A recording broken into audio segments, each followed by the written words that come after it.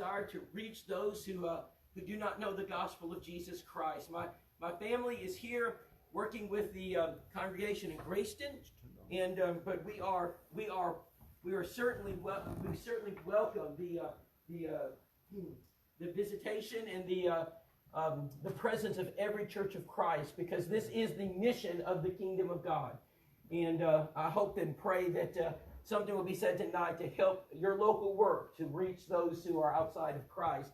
I want to encourage you to go to their Facebook page, and if you've missed some of the lessons, our total of 7 lessons, and if you've missed one of the lessons, I want to encourage you to go to their Facebook page. I believe Scott has been uploading those lessons to their Facebook page, and you can listen to them. They started on Sunday morning, and they extend, of course, to tonight. My wife right now is speaking to the ladies. She's presenting to them a strategy of success for ladies, and so they certainly provide something for the church that we just don't do well. And so tonight we want to look at the 10-step framework. And so what we're trying to do tonight is to provide an overview of a congregational plan. This is not the details. This is not designed to break it down to small pieces. This is designed to give you a kind of a bird's eye view of what a congregational evangelism plan might look like. Now, you can find this in your Evangelism Simplified guidebook. I believe it's towards the end of the book.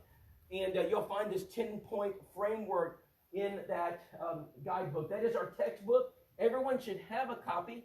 And if you don't have a copy, raise your hand and we'll get you a copy. And you also have a complimentary set of Back to the Bible. We reviewed that study booklet. We reviewed them last night, and you have those in your hand as well. On the back table, there are a lot of tools. We'd be glad to provide you an overview or answer your questions as we conclude the seminar tonight. During World War II, Neville Chamberlain, prior to the declaration of war, had entered into a peace treaty with Adolf Hitler. It was known to be one of the most reckless peace treaties ever signed.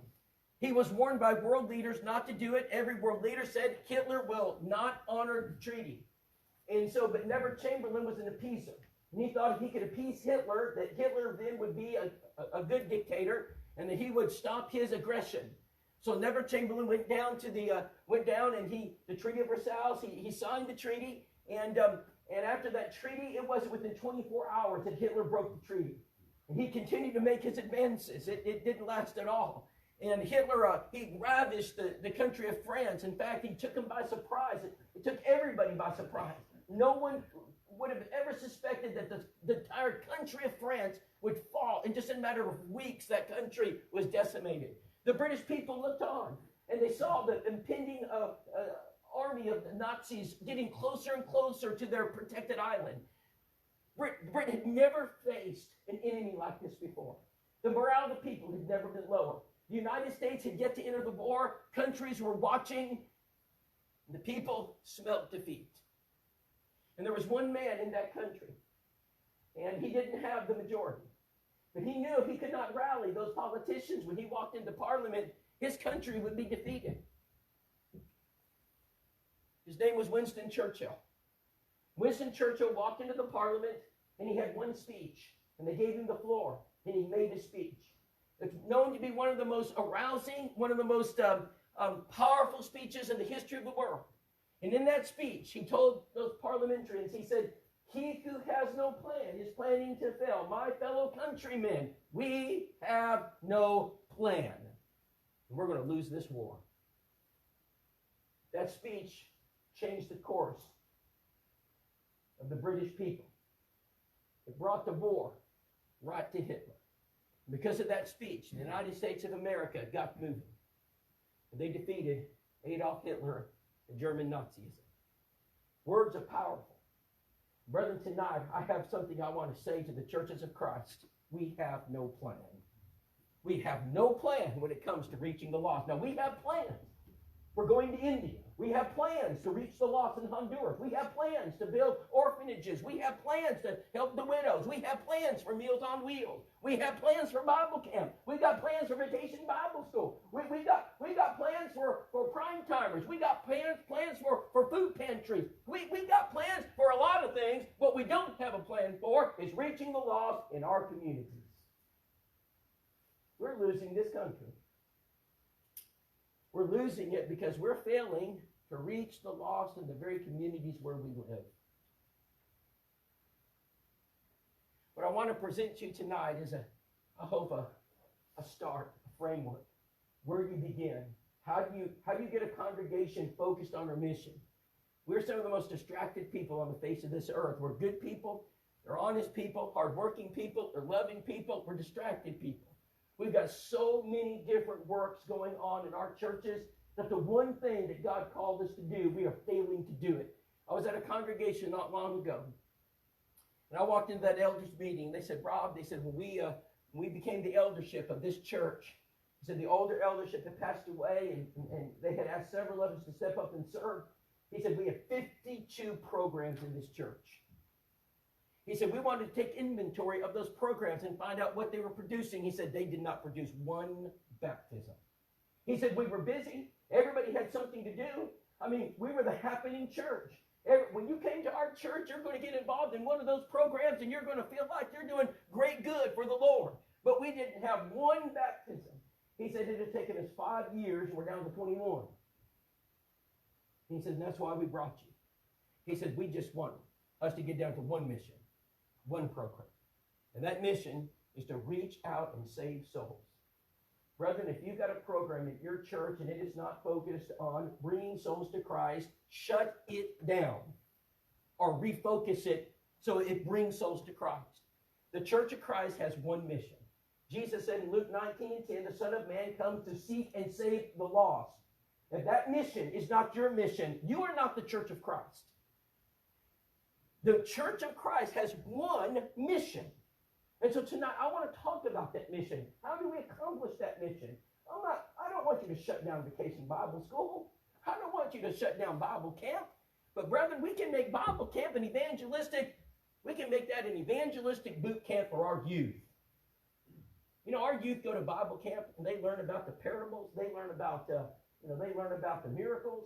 They learn about feeding the 5,000. When's the last time our young people went to a Bible camp and learned how to do a Bible study?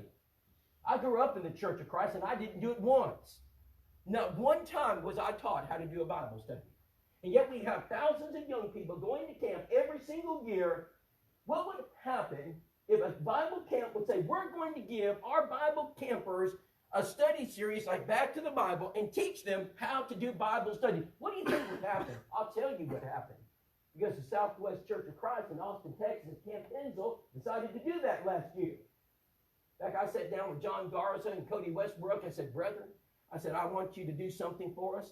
I said, would you be willing to have a Back to the Bible camp? They loved the idea.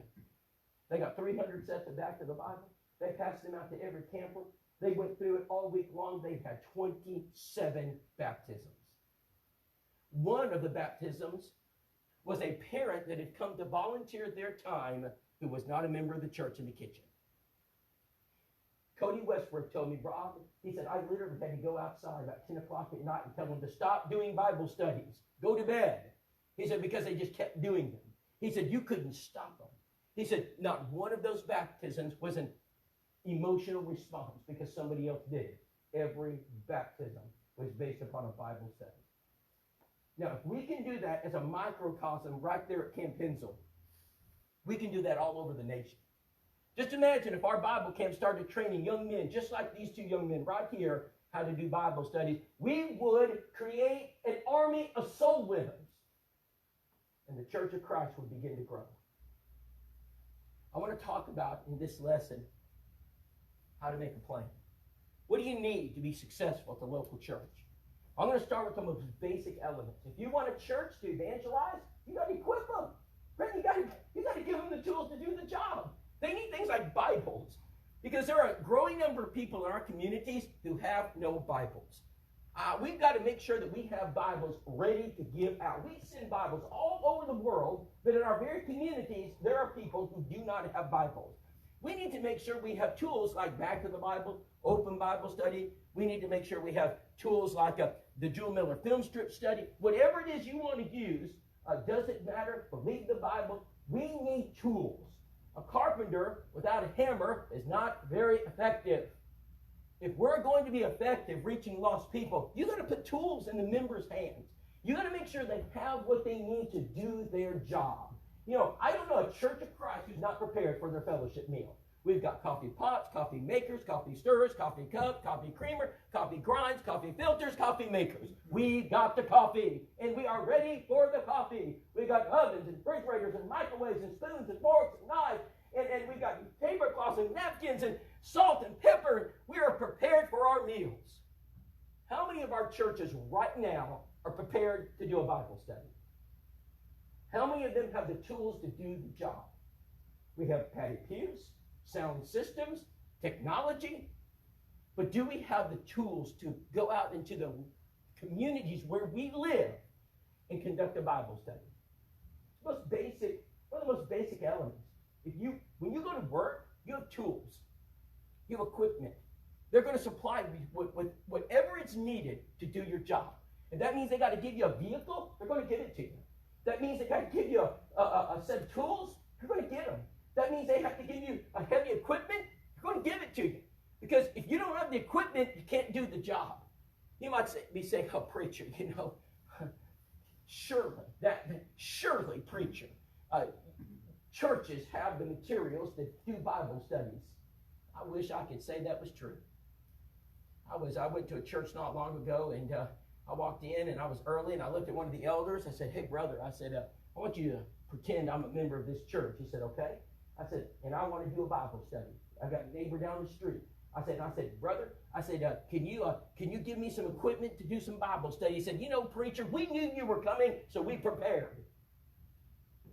I said, okay, I'll buy it. I said, what do you got? He said, follow me. We followed him down a long hallway. He was turning the light switches on, you know. We got down to the end of the hallway. He brought out the ring of keys. And we went through 5 of them. We finally opened the door.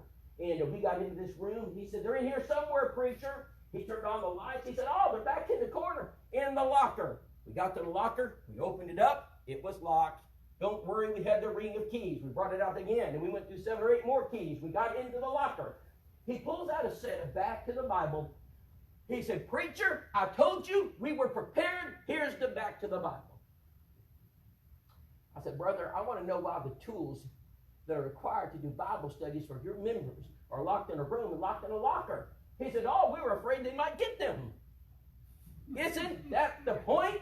Don't we want them to get them? Why are we locking it in a classroom? We lock stuff away. Our members can't access it. Number 2, why don't we put it out there where people can get it? Our members need access to the equipment. We don't need to put it in a library. I don't know if you realize it or not. They're not going to your library. They're not going. Put it out there where the people have to trip over it in order to get into the church building.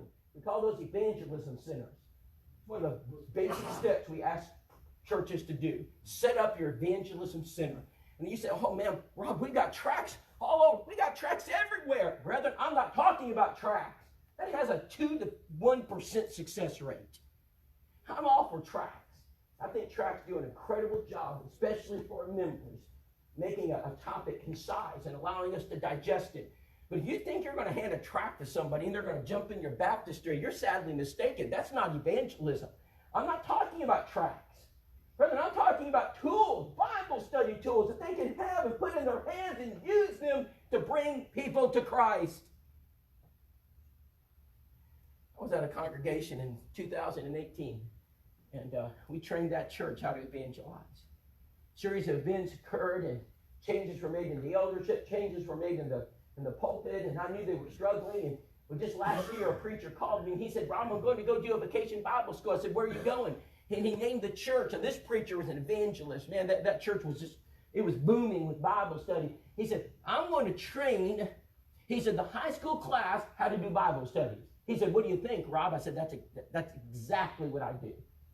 He did. He went to this church. passed out back to the Bible, trained those young people. Sitting in the front row was a young lady.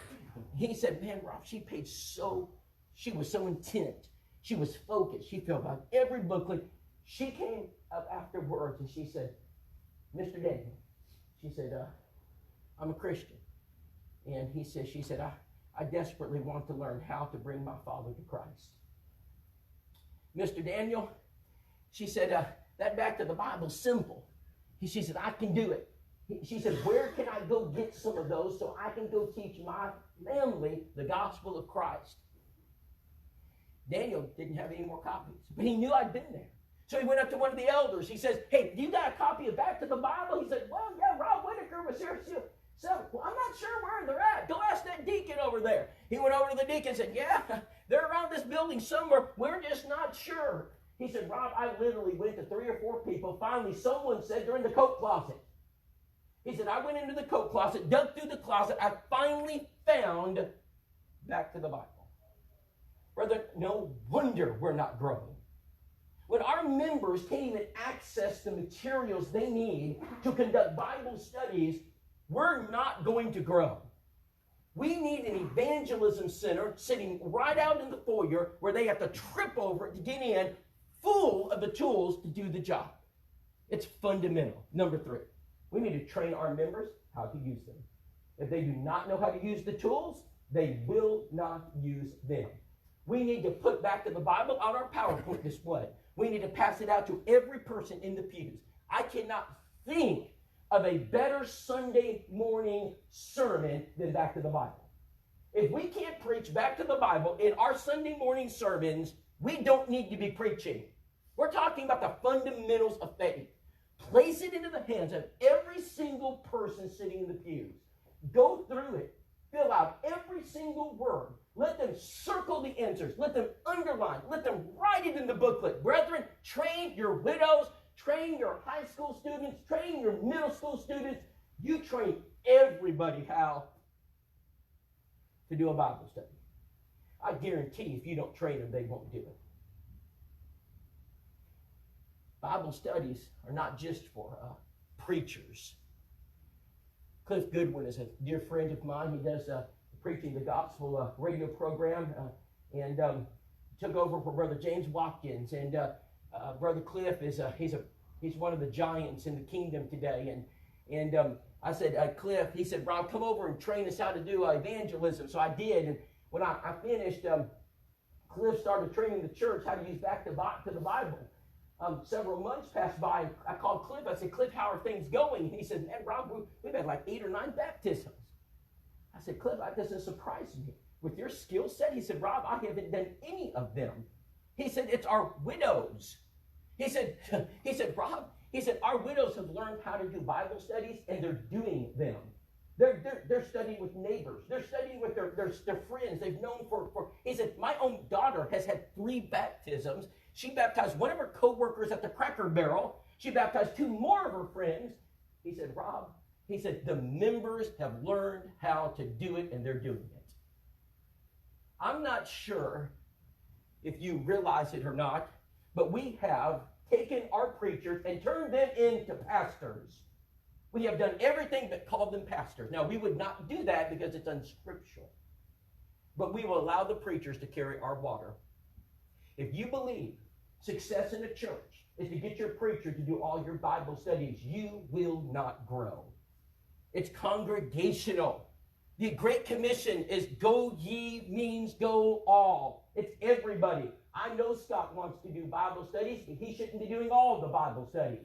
There are men and women in this church who are fully capable of sitting down with a Bible and a tool and teaching someone about Jesus. We cannot relegate this to one person. We've got to get everyone on board. Not everybody has to lead a study, but brethren, everybody needs to know how. Maybe it's not your wheelhouse, but you still need to at least know how to do it.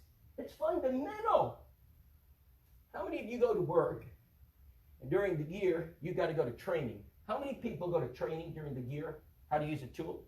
How many of you ever been to a safety seminar and it requires your work? Anybody here been to a safety seminar? And they require you to go. And you got to get your safety certificate. And every single year, your company spends time. They invest money in you to show you how to sell. The latest tactics. They show you how to be safe, how to use this equipment, how to use this new technology. And these businesses spend millions of dollars training their employees. Brother, how much time do we spend training our members how to use tools? Oh, well, Monday night, Rob, we offer it, and you got 5 people show up. Why don't we do it on Sunday morning? When everybody sits in the pew. When you got 100 people sitting there. Brethren, I don't let them escape. If you choose not to participate in congregational evangelism, you can answer to God for that. It won't be my fault. Because I'm going to do everything in my power to help you learn how to bring souls to Christ. Number 4. We've got to promote an evangelistic atmosphere in our churches. And we got to make our churches an evangelistic field. From vacation Bible school to graduation banquets, to prime timers, whatever it is we do, it's evangelism. I want to demonstrate something. Most churches have some type of benevolent work going on, and it goes something like this. Hello, yes, my name is Scott. Yes, we do offer benevolence. Yes, we give food. Yes, we offer help with electricity. Yes, we can help people with gas. Yes, we help people with propane. Yes, sir, we do that as well. And by the time you're done, they're so worked up, they're going to say to you, when can I get the help? Now, that's the response that I normally get. I never say no when someone calls me. Now, watch what I'm going to do. Yes, sir, we offer that help every Sunday morning at 9 o'clock, and we can't wait to see you. Not 9 o'clock, Sunday morning. I don't know if I can make it that. That's okay, because we have worship at 10 o'clock, and we can't wait to see you. I just can't make it at 10 o'clock. No problem. We do it again at 6 o'clock, and we're looking forward to meeting you. Oh, I just can't. Sundays are not good days for me. I understand. But Wednesday night at 7 o'clock, we do it again, and I cannot wait to meet you. Oh, sir, I just don't have a ride. I can't. Don't worry. We have people to pick you up. What's your address? Brother, now, we're going to very quickly separate the charlatans from the sincere. And when we find the sincere, we're going to pick them up, bring them to the church building, and instead of wasting our money trying to solve world poverty, which is not our job, we're actually going to bring them to the church building. We're going to take them over to room 1. We're going to say, Zach, can you and Kimmy take this couple that's come? They need some help. But before we give them help, we're going to do a Bible study, give them back to the Bible, sit down, start with John 8:32, and let's begin the Bible study. Brethren, if you can't do a Bible study during Bible class, you have got a problem. I had one gentleman raise his hand. He said, preacher, is it scriptural to do a Bible study during Bible class? Brethren, if we can't do that, then we can't do anything. What would happen after that 45-minute study? You sat with them on the pews. And we do this commonly. And after services, we look over and we say, Miss Kim, we understand you needed some help. Oh, I did. Did you enjoy that study? I did enjoy that study. Miss Kim, what kind of help did you need? I needed some food. I said, Miss Kim, we'd love to take you. I said, could we offer you a ride home? I was supposed to go with the secretary. I said, we'll cover that. So we got her in the car. We picked up some groceries, got over to her apartment, and it was mold infested. And I said, Miss Kim, I said, since you've moved here, have you had any health problems? She said, oh, ever since I moved in, I can't breathe.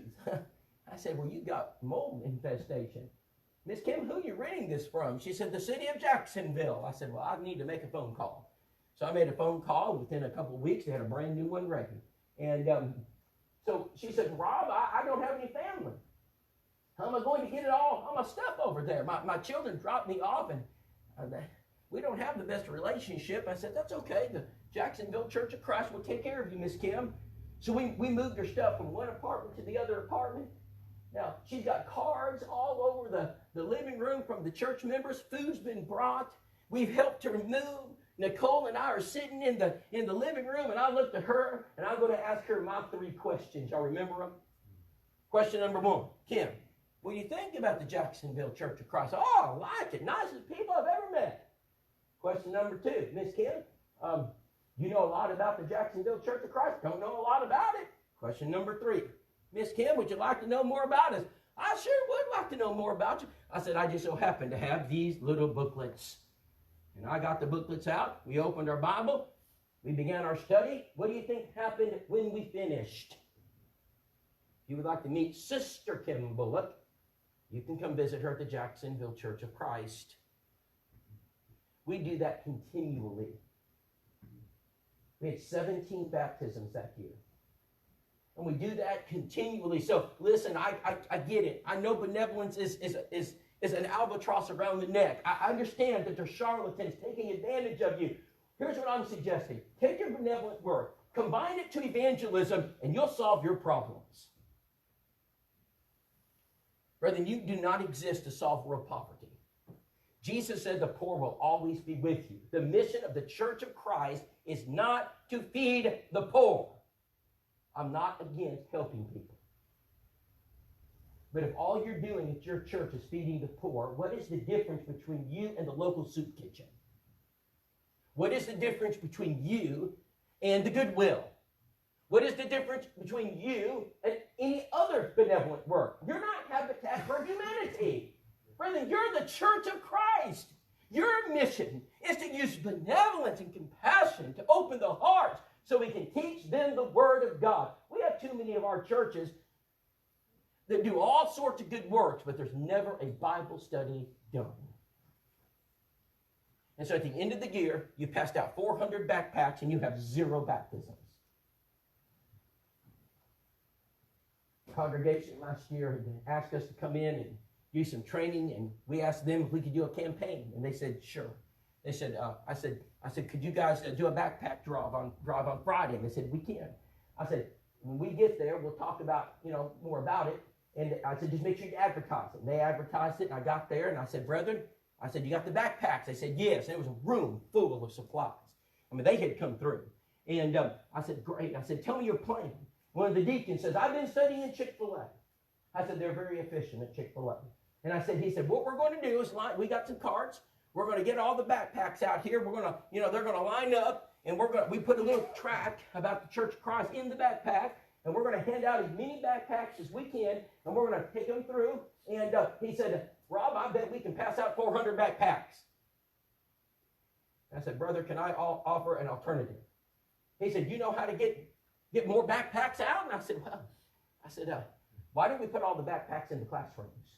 In the classrooms. I said, and why don't we ask the teachers to come and turn on their lights and decorate their classrooms? And why don't we send all the children who come from backpacks into the church building? And why don't the members of the church greet them in the foyer, do an open house survey? Why don't we have food prepared to feed them? Why don't we give them a 20-minute, how about an open house? How about we take them to the classroom where their children would actually go to Bible class, meet the teacher, and then give them some information about the church? We had a Bible study that night. And by the way, they were baptisms. We didn't pass out 400 backpacks. But we met people, and we made contacts. Brother, we've got to turn everything we do into an evangelistic mission. Everything we do at this church is from this day forward is about bringing souls to Christ. And we can't figure out how to bring a soul to Christ, and maybe we shouldn't be doing it. Graduation banquets can bring souls to Christ. Vacation Bible schools can bring souls to Christ, and we have proven it over and over again. Let's go to the next one, number 5. Brother, you have got to produce contacts. If you don't have contacts, you're going nowhere. This is the number one thing you need to be successful in evangelism. You need people. You own a business, you need customers. You have no customers, you don't have a business. If customers abandon your product, you will go bankrupt. We do not have people the Church of Christ will not survive. Where are the people? They're not coming. They're not sitting in our church building. So where are they? You're going to have to go get them. You're going to have to make the community aware of your presence. You're going to have to make sure that the people in your surrounding areas know you exist. They need to know your presence. I'm not sure if you're aware of this, but the Greyston Church of Christ doesn't necessarily have the best road viewage. You're not on the main highway. You need to advertise. You must promote. I love the rule setting. But the people that go through that highway, they need to know you're here. Say, oh, Rob, we've got a big old sign out there. I'm thankful for that. That's a great start. It's not enough. You need to create something that we call in the business world brand awareness. You know what brand awareness is? That means that they know that you exist. But we want to take it further than that. We want to take our brand, that is the Church of Christ, and we want to make sure everybody associates good and benevolence and service with the Church of Christ. How do you do that? Same way Walmart does it. You do it the same way that Hallmark does it. Brother, you do it the same way that Lowe's does it. You do it the same way that Home Depot does it. We're going to advertise. We're going to put things in their mailbox. We're going to make sure that the church where we attend is promoted all throughout the community on a regular basis. Not everybody that gets a Lowe's ad going to Lowe's. Some will. House to House, Heart to Heart is an 8-page color magazine that costs 37 cents to print and mail. Now you know that you're being ripped off when you pay $7.99 for Time magazine. This is 37 cents. This is an attractive publication. It's one of the largest publications in the nation. And what we do is we promote your local church. Sadly, some of our churches that are using it are not even promoting their local church properly. Because one of the things that I do to test the church is I take your house to house, heart to heart, and I take that phone number and I call it to see what I get. You know what I get in most churches? An empty office. I get a recorded message. Then I look for a website. It's not there or not working. Then I look for a Facebook page, non-existent. Then I look for times of services, sometimes not even accurate. Friends, there was one congregation recently. We literally took their page, and I spent an hour trying to locate a human being, and I couldn't get him. Now, if I can't find you, do you think the average visitor out here is going to find you? We have got to make ourselves visible to the community, which means not only do we use an advertisement, but we properly use it. We make sure it's accurate. We make sure that people can locate us. We make sure that people know we are here, because if we do that, on Sunday morning, they just might sit in your pews. Right, Zach? Because you got it, didn't you? And you walked over to this church building and you sat down. Let me tell you about Ellen.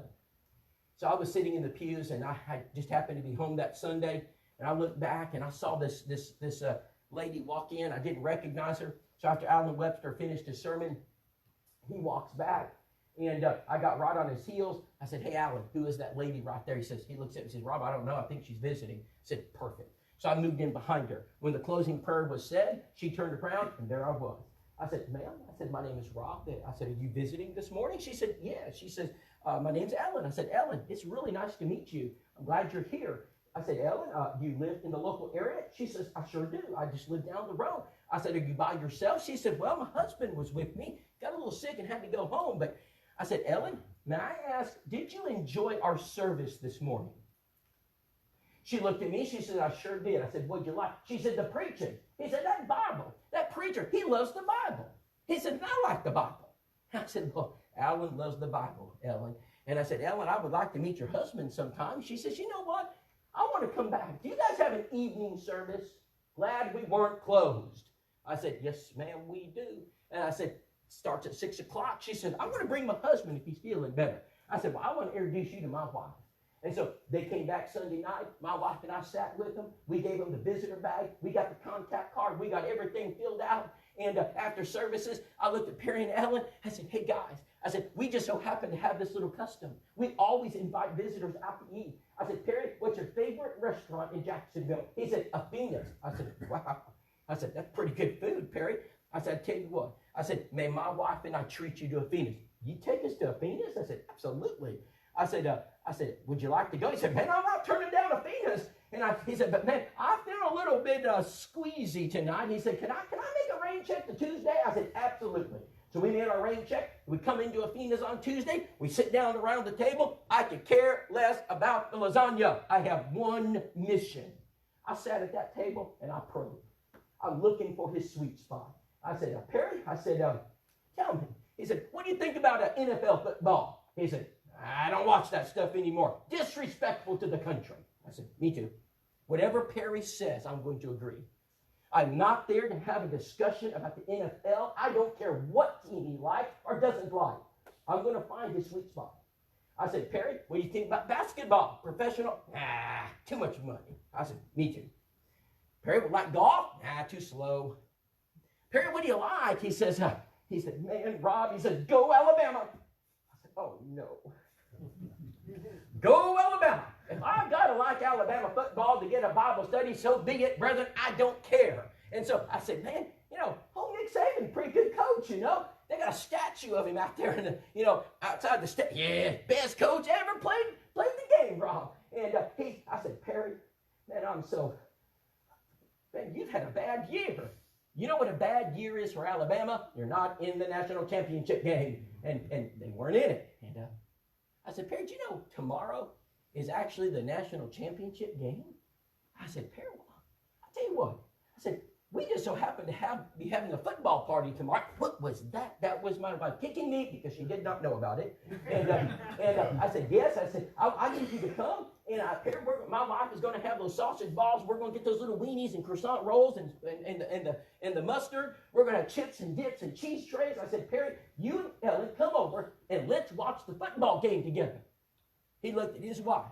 He said, honey, can we go to the Whitacre's house? I thought we were in 5th grade. It was wonderful. And he and she says, yes. So we're going home. My wife looked at me. She said, what party and who's cooking? And I said, well, honey, I'll help you. And so we got everything ready. They came to our house on that Monday night. We sat in our bonus room. We started watching that game. It was a blowout. And about halftime, I looked at Perry and said, well, the company's good, the food's good, the game's not the best. I said, Perry, can I ask you a question? He said, what do you want? I said, I just want to know why you came to Jacksonville. I mean, I'm just stumped. I said, you don't necessarily know anybody. Why Jacksonville? And he said, Rob, he said, 21 years ago, he said, you guys started sending us house to house, heart to heart. I said, yes, sir. He said, every time I get it, it's about the Bible. He said, Rob, my church doesn't follow the Bible anymore. We're Methodists. And he says, we're looking for a church that follows the Bible. And I said, Perry, would you like to know more about the Jacksonville Church of Christ? He says, I would. I said, I just so happen to have these little booklets. And I said, would you like to sit down and we could open our Bibles? He said, I would. We started with John 8:32. Guess what happened 3 weeks later? The same thing that happens almost every time I do a Bible study. They obeyed the gospel. We baptized a mother. We baptized a father. We baptized their adult son. We baptized his wife. And we have just kept baptizing. On the backside of House to House, you can advertise your events. You need events that bring people to the church building. What brings someone to the church building? I'll give them to you. We know what events were. Here's number one, Vacation Bible School. Every Church of Christ ought to have a Vacation Bible School. I don't care what your size is. You just have a one-dayer, do it. Because nothing brings people like VBS. There are people that walk into church buildings during Vacation Bible School. You will not see them until the next year. But they're coming. They're going to bring Junior. They're going to bring... I had one lady, she sat next to us. I looked at Nicole and I said, Nicole, I don't know. I said, ma'am, her name was Phyllis. I said, what's your name? She said, Phyllis. I said, Phyllis, do you bring some grandchildren? Yeah, I brought my granddaughters. I said, well, Phyllis, I'm glad you brought them. Why'd you bring them, Phyllis? I want them to learn the Bible. I said, you love the Bible? All my questions are very intentional. She said, yes, I love the Bible. I said, well, that's great. I said, I do too. So I waited for VBS because she brought him every single day.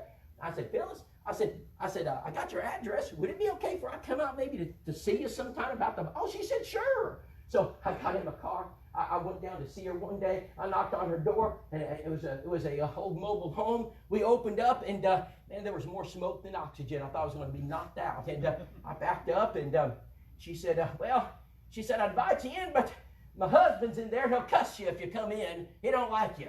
And I said, well, I said, can I stand out here and talk? Yeah, you can talk to me all you want. And I said, well, Phyllis, you said you love the Bible. She said, I do. I said, have you ever, you know a lot about the Whitacre Church of Christ? No, but I like y'all. I said, well, could we maybe, would you like to know more? And she said, yeah. We opened our Bibles and we met at the church building because her husband was cussing. And so we did the Bible studies at the church building. We baptized her from a vacation Bible school. We baptized 4 people because of vacation Bible school. We advertised it house to house. They will come. By the way, we baptized her husband 10 years later. It took a heart attack, a near-death experience, but we never gave up on him. You need to give things away. We'll help you. We'll give tracts, DVDs, books, videos. We'll give posters. We're going to offer it, and we're going to send it to you so you can give it out.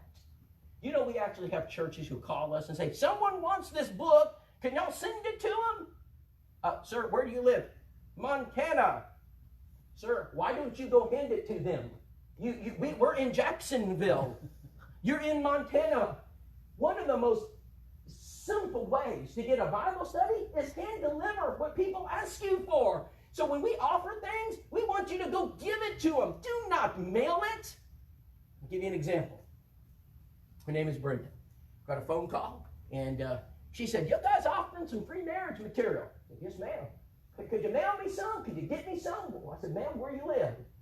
I got my wife. We went down the road. We knocked on the door, and we hand delivered it. And she said, sir, that was awful nice of you to bring it. I said, well, my name's Rob, my wife Nicole, and we're glad to be here. And I said, ma'am, did you just get married? She said, I did. I said, how long ago? She said, about a month. I said, well, congratulations. I said, Miss Brenda, we brought you a lot of marriage material. There's some tracts and videos and books. And, wow, that's so good. She said, I want my marriage to go well. And I said, well, where'd you guys move from? She said, Oxford, about 30 minutes south. And I said, how long have you lived here? Well, about a month. Sir, I got a question for you. I said, yes, ma'am. What do you need? She said, well, she says, do you know anything about the Bible? I said, just a little bit. She said, good, because my husband knows nothing about the Bible. Daniel, get up. They're here. Daniel, get up. I don't know what that man does all day at work, but every time he comes home, he gets on the couch and he goes to bed. Daniel, get up. There are people here to see you. She gets him up, brings him to the door. Daniel's doing this, trying to awaken himself. And she says, Daniel, this is Rob and Nicole, and we are going to teach you the Bible. You could have knocked me over. I looked at her. I said, where do you want to begin? She said, what about tomorrow? I said, my wife will bring the chocolate chip cookies. You always eat. Remember the rule? You always eat when you do a study. We brought the cookies. We sat around the table. We studied the Bible. Took us 3 studies. We baptized Brenda. We baptized Daniel. We baptized Winford. We baptized Geneva. And we just kept baptizing. They're not coming to your building. You know that. You have to go to them. And you have to promote your church. And you have to create contacts, just like any business would. You have to do that. Brethren, you cannot sit in your pews and just hope you're going to grow. You need a strategy for growth. You need to target people. You will never hit a target you don't aim at. So we need names. We need first names, we need the last names, and we need addresses. I got a question for the audience tonight. I want you to participate. Who are the best contact creators at the local church? Who are they? Who's your best contact creator? Who is he? Who? The ladies. The ladies, okay. How about the members? Do you think Scott is the best contact creator this church has? Yes or no? Be honest. Do you think he is? Why? Why isn't he the best He's not from here. He's not from here. He doesn't know who you know. You're a better contact creator than Scott. You know 30, 40 people that are not... I bet Scott, if I said, Scott, can you name me 20 people in this community that are not Christians? Could you do it? If I said 10, I mean, you'd struggle. Scott said, I don't know. The best contact creators you got are the members of the Church of Christ. Brethren, we are going to pull every contact out of you. And we're going to work hard to do it. I'm going to beg you for those names. And I will not let you off the hook. Every Sunday, I'm going to ask you for them. I'm going to say, who do you know? I want a name and address. And we're going to collect and create a large contact base. One of the most prized possessions of any business is their contact list. They will not give it to you. It takes years to develop.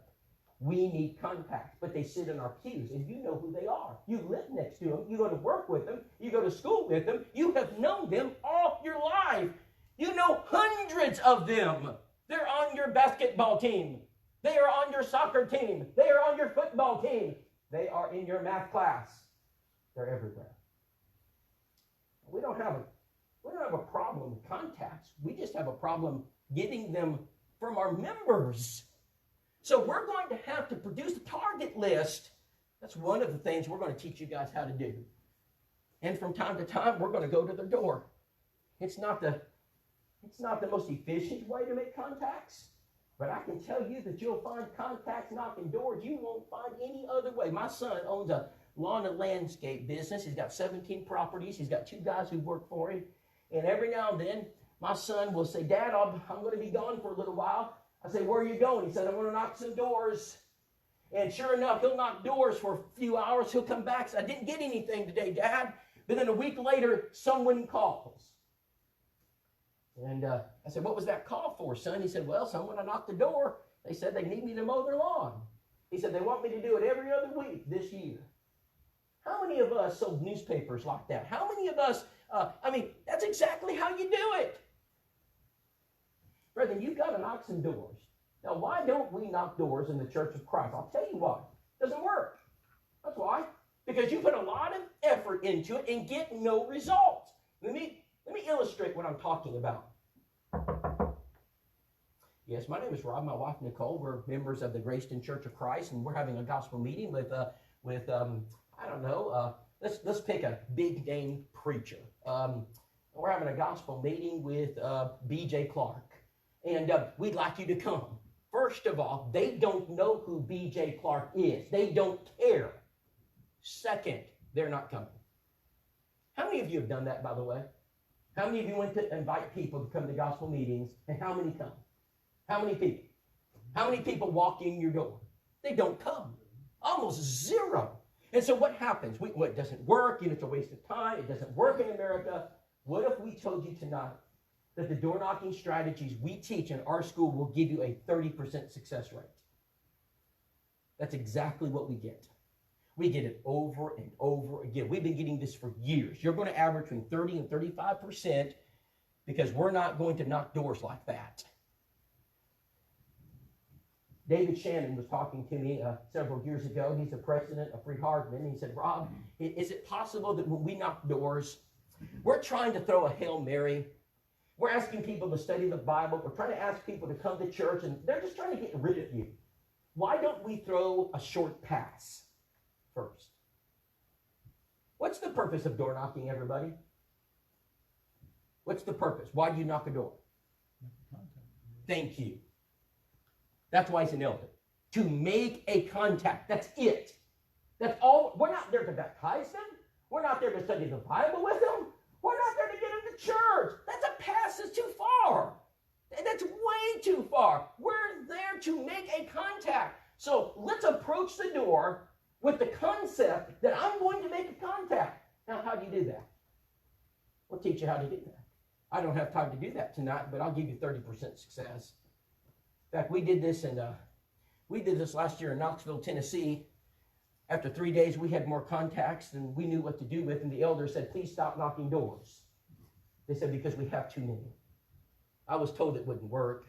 We did it in Covington, Tennessee. We did it in Knoxville, Tennessee. We did it in Rome, Georgia. And it's being done all over this land. We're just reinventing door knocking. We're not doing it the traditional way anymore. We've got a complete different set of rules we follow. Now, how many of you have ever been trained how to knock a door? No one. When I was at the Southwest School of Biblical Studies, I'm a preacher student. They show up on a Saturday. They give you some leaflets. All right, let's go door knocking. Now, make sure you leave a good impression. Don't argue with people. Make sure you stand back from the door. That's about it. And we go out there with a lot of energy. We're excited. And then on Sunday, we're waiting for just one person to walk in the door. No one comes. That is not how you knock doors. What I'm getting at is we do not train our members how to do it. Therefore, we get almost no results. No business would operate like that. They would not tolerate that. Who are the most likely people to change churches in America?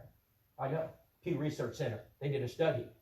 Who are the most likely people to change churches? New movers.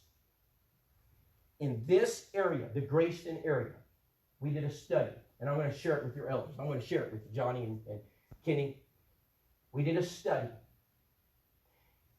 This area is booming with people. I know exactly how many people are moving into this area every single month. In fact, wherever it is you go to church, house to house can give you those numbers. I can tell you how many people, not only that, I'll give you their name and address. David Shannon said this at Polishing the Pulpit. People are most likely to change churches when they move. A couple of generations ago, if a couple or a family or an individual moved from one city to another city, they normally stayed with that same denomination. Those days are over. It doesn't matter to me what denomination they were in the last town. I want them to visit the Church of Christ. This is a powerful opportunity for evangelism. Brother, I want to sit down and study the Word of God. Right now, my wife is meeting with the ladies. You know what she's teaching them? How to go shopping in the name of the Lord. She is showing them how to make new mover baskets. It's God authorized. And they're going to go to the Dollar Tree, and they're going to get 10 items and get a $10 basket. I'm sorry, with Joe Biden, it's $12.50 now. We've had inflation. So we have $12.50 now. And we're going to build our $12.50 basket, and we're going to go to the door. You know what we're going to say? Hey, my name's Rob, my wife Nicole. We just live down the road, and we understand you just moved in, and we've got this nice basket of goodies for you, and we just, hey, welcome to our community. And we're glad you're here. Where'd you guys move from? Man, we've lived here for 26 years, and my children went to school here for 54 years, and I grew up in this town, and man, is there anything you guys need? Any questions you have about our community? This is a great place to live. I mean, it's safe, and man, it's a beautiful country, and I mean, and you just start talking to them. You don't need to talk to them about the Bible, because if you do that, they're going to shut the door. All you need to do is talk about them. Everybody likes to talk about themselves. Hey, by the way, what do you do for a living? In sales, there are some general rules of thumb. One of them is if you can get someone at the door and you can have more than a 30-second conversation, and you extend that to 2 to 3 minutes, the odds of success rise dramatically because people begin to become comfortable talking. And all I want them to do is talk about themselves. So I am there to get them to talk, to give them a gift, and before I leave, I'll say, oh, by the way, that gift basket was put together by a church, and there's some information in it, and hey, maybe I'll come back again and visit sometime. I'm coming back. And if it's a friendly conversation, I'm going to take that and make that a contact. Now, I'm not done with it, but I'm just at first base. But I've made a contact. New movers, they're excellent contacts. How about if every month the Grayston Church of Christ sent their members into this community, and you visit all 25 families that are moving in every month? That's how many move here every month. The population centers are shedding people, and they're moving to Grayston. Now, you may not like it. We're not here to debate that, but they're coming. And they should be here, shouldn't they? We want them here. Who should be the first church who knocks on their door? The Grayston Church of Christ. How many of you have ever moved in your life? Anybody here ever move? And when you move, after a couple of days, mail starts to arrive at your mailbox. What is the first piece of literature you get in your mailbox? Who's it from? Anybody? Lowe's. 10% off. Come get your paint and supplies. What's the second piece of mail you get? Home Depot. 15% off. They know how to get you, don't they? You know what we're going to do? We're going to send them a postcard. We're going to send them a new movers edition of House to House Heart Special Edition. You know what that's going to cost? $1. 25 times 1 is what? $25. And then you're going to deliver new mover baskets. And not only that, now we're going to add them to our compassion card ministry. Oh, this right here, this is responsible probably for about 50% of the baptisms in our school right here. This one thing. I was reading an article in Consumer Reports years ago, and it was about the top car salesman in the United States of America. This dealership, they sold more cars, and it wasn't in a big city, but they're good. And they asked the dealer, how is it that you guys do that? He said, follow me. Cameras went back to a back room. It was a big old back room full of tables and a bunch of older ladies sitting around tables. And they said, well, who are they? He said, they're our card writers. What do? They write personal cards all day long. Cards move people. You write a personal note to somebody. I'm not talking about a form letter. I'm talking about a personal card. So we're not going to write a card to Johnny when he has surgery. If Johnny gets a card or not, I have a sneaky suspicion he's coming back. No, we're going to send Bill Smith out there who's got cancer. We're going to send him 100 cards over a 4-week period. Zach's going to send a card. Kenny's going to send a card. And that sweet little girl of yours, she's going to send a card too. She's going to get her crown and do this, and it'll be their favorite card. And we're all going to, those little boys right there, they're going to send cards.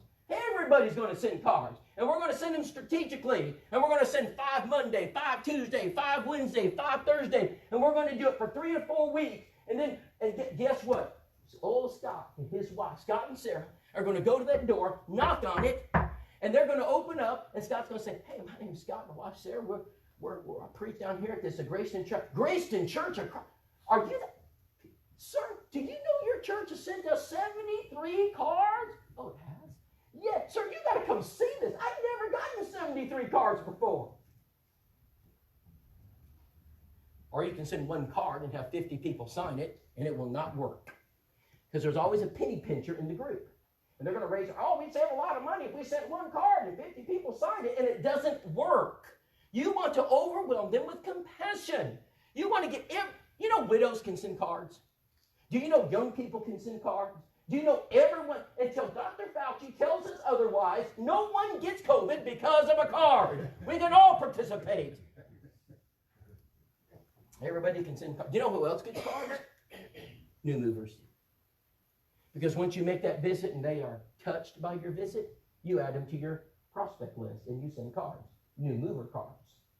And you welcome them to the community. So let's set the stage. They get a new movers edition of House to House.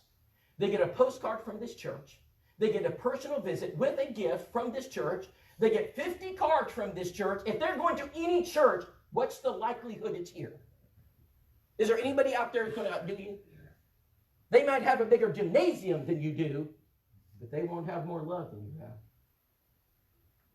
And I'll tell you, love will move a mountain.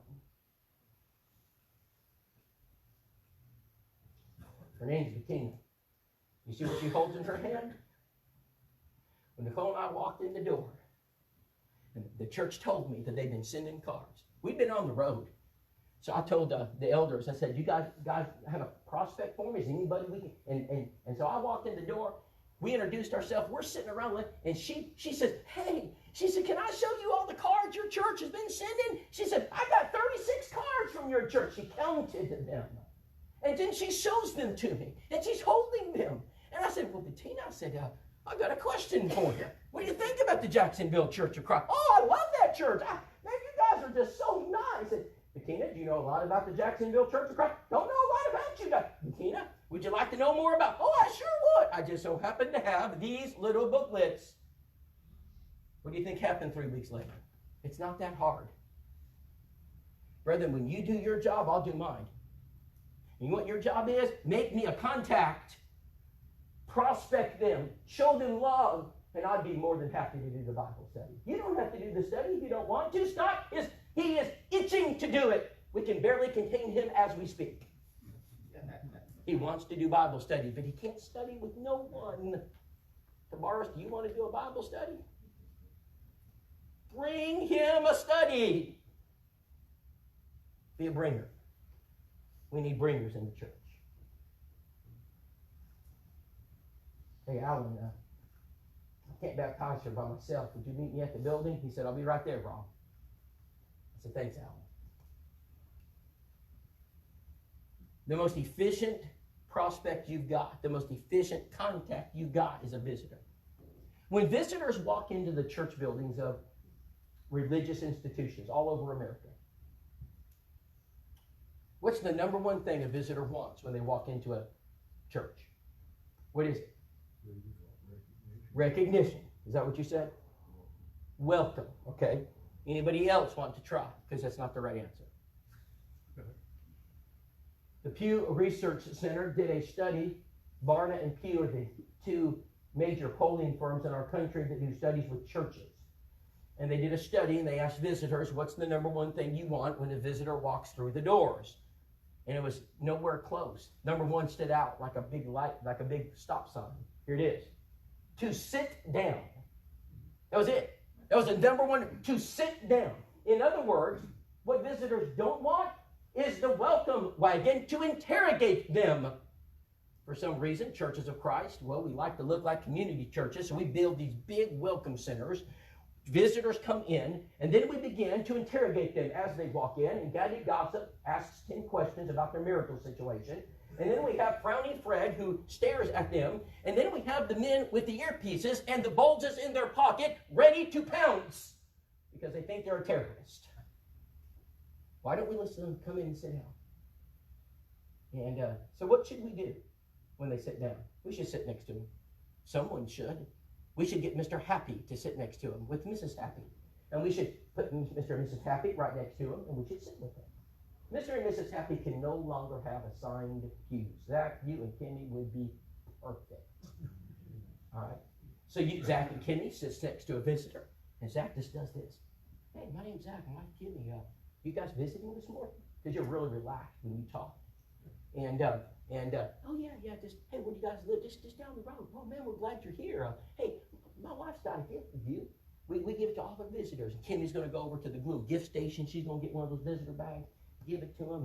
And I know Kimmy, she's going to show them she'll bring every gift out and show them, you know. And oh yeah, we got this cup and we got these, you know, various things. They're, oh, that's so sweet of you. Hey, by the way, we're a card sending church. Do you mind if I get your name and address and we can send some cards? Oh, no problem. That visitor just became a contact. But you know, when a visitor walks in, sits in your pews, and leaves, and you don't get contact information, that's not a contact. That's a wasted opportunity. Brother, if I had time tonight, I would share with you church after church where my family on a Sunday night has stopped because we're heading home, and they don't know who we are. And we walk in, we sit down, have not one word spoken to us, and we leave, and they don't know who we are. If I ran a business and you worked for me and did that, I'd fire you. Because that's unacceptable. That should never happen in our churches. But it happens all the time. I can give you churches by name. And in this area, you know the church I'm talking about. You'd know it if I said it. And I walk in, I sit down, and nothing is said. And I walked up and left. I did that to one church. And I was walking out, and I said, my wife could see I was visibly irritated. I'm irritated because we are losing out on contacts. As I'm going back in, she said, don't you dare. All I wanted to do is talk to an elder. That's all I wanted to do. I said, brethren, do you realize what just happened? How many visitors are walking in and walking out? You don't even get a name and address. So when we spoke to them, I want a name and an address. I need to know, where do they live? We're going to have visitor bags. Right now, my wife is teaching your ladies how to go shopping in the name of the Lord. And they're building visitor bags. You don't want to build a visitor bag. You don't want to, but they do. Let them. Go to the Dollar Tree. They'll have a wonderful time. Give your widows $100 every month and let them go buy visitor bags. They will love you for that, elders. And they'll get together, build their bags, and they're participating in evangelism. Because we're going to use those as gift bags for visitors who walk into our door. And when you do that, you baptize. I can remember sitting in the front pew. I looked back and I saw this couple, and I said, man, I think that's a visitor. So I walked over. His name's Eric. I said, hey, Eric, I've been gone about 3 weeks. There's a couple back there I don't recognize. Who are they? Oh, yeah, Rob, they've been visiting. Why you been gone? I said, Eric, what's their names? Oh, well, I think it's maybe Cameron. And, I said, Eric, do we have the contact card? He said, oh, no, Rob, we were waiting for you. I went to Mike. He's our second. We have assigned people to greet visitors and sit with them. Hey, Mike, who we got back? Oh, Cameron, I think her name's Lindsay. I said, do we have a contact card? No, Rob, we were waiting for you. At this point, my blood pressure had shot up 20 points. And I said, okay, so I walked back. I said, hey, my name's Rob. And, yeah, my name's Cameron. I said, Cameron, nice to meet you. My wife, Lindsay, and hello to Grandma. I said, man, it's nice to meet y'all. I said, you guys live around here? Yeah, just live right down the street. I said, well, great. I said, my wife's got a little gift bag we'd like to give you. I'll tell you, we'll sit in front of you and tell me a little bit about yourself. And we're just talking after church. I leaned back and said, you guys new to the area? I said, there's a place called Baja. Got some Mexican food down the road. I said, would you like to go get some? They said, well, sure. I said, well, let's go. And there it is. There's Keith Ritchie, our preacher. There's Cameron and Lindsay. That's the very Sunday they visited. On Tuesday, on the top left is the Bible study, because it doesn't take long. They came to you. You didn't have to go get them. They were coming to you. They're the most efficient contacts you got. You don't have to pound the door. They're sitting in your pew. They're there for some reason. They want to know more about you. So all you got to do after you pay for their meal, after you extend hospitality, hey, would you like to know a little bit more about our church? Of course they do. That's why they came. Hey, would y'all like to get together on Tuesday night? Maybe we could talk about it? Well, yeah. 3 weeks later, he baptized them. Meals and restaurants are an excellent way to prospect contacts. I'm running out of time, so I'm going to skip through some of the digital media. Brethren, it's amazing how many churches are not taking advantage of digital resources. You can push traffic to your website. At BCS, we did a little experiment, here was the experiment. We instead of calling it Church of Christ Bible Study, they called it AggieBibleStudy.com. Guess what kind of traffic we got with AggieBibleStudy.com? Thousands of people went to that site and began the studies. You call it Graceton Church Christ Bible Studies, they're not coming. So you got to take advantage of the area you live and find out, what do people search for. I don't have time to talk more about it, but we can help you. Let's go on. All right, community outreach. We had a shrimp boil, alligator sausage, and corn on the cob. We put 100 community members in our fellowship meal one night, baptized the whole family. By the way, they're not coming for hot dogs and hamburgers. It's not. You got to think out of the box. In this part of the country, brisket and Bluebell ice cream. We'll bring them. All right? We'll bring them every single time. All right.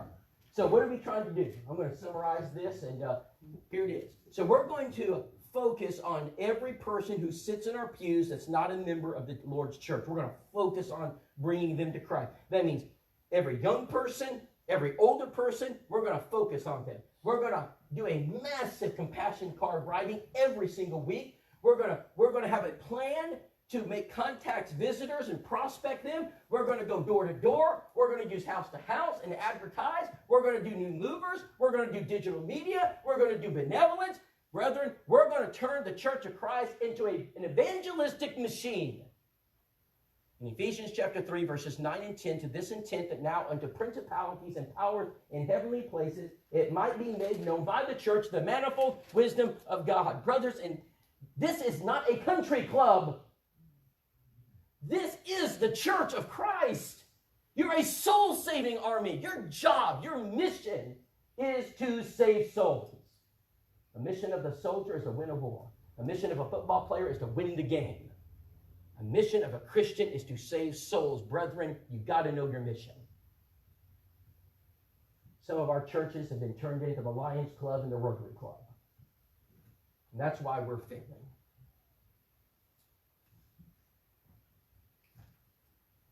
You've got to populate your list. You've got to make a list of people in your life that are lost.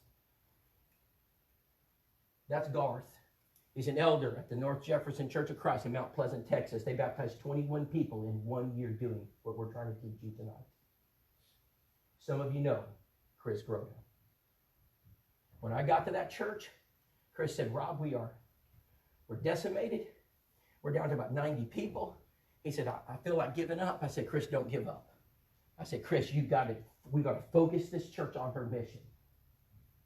They baptized and baptized and baptized. You got to wake up the church. You got to get them focused on their mission. That's the members developing a contact list. And look at those smiles. Isn't it beautiful? Maybe you know some of them.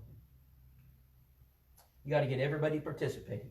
Everybody's involved. No one's left out. If someone chooses not to participate, it's on you, not us. We will not do sign-up lists. If you choose not to write a card, you can explain that to God in the judgment. But we're going to give you an opportunity to save the lost. If you choose to sit on the pew and do nothing, it's on you. But this eldership and every eldership needs to ask their members to help us save souls. We're not asking you if you want to. We need to. We have to do it. Lead us. Lead us into battle. Show us the way. Make it the most important mission of your church. Make evangelism the most important mission of your church. Nothing else is more important. Number 9, make it a public mission. Advertise it from your pulpit. Scott talked about it every Sunday. Johnny and Kenny, get up there and lead that church. Let them know what their mission is. Every single time you meet in an elders meeting, talk about it. It's a public, it's not a private. It's something that everybody's got to be aware of. And lastly, we've got to pray about it.